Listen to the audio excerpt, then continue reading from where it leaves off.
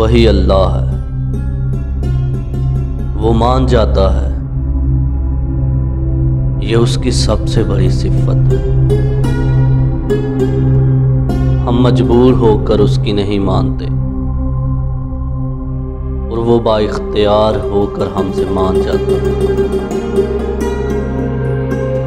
जब हम गुमराहियों और गफलतों के टोकरे उठाकर उसके दर पर जाते हैं, वो हमें दुत्कार नहीं देता,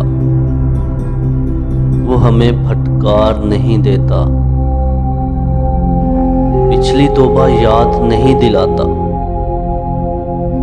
गुनाहों का हुजम नहीं बताता, हमारी तौबा को रद्द नहीं करता, हमें बगा नहीं देता, बस दिल में उतरता है, नीयतों को पर लेता है,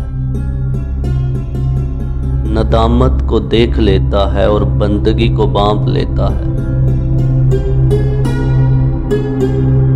खुश हो जाता है, दिल में सुकून नाज़िल फरमाता है और माफ कर देता है।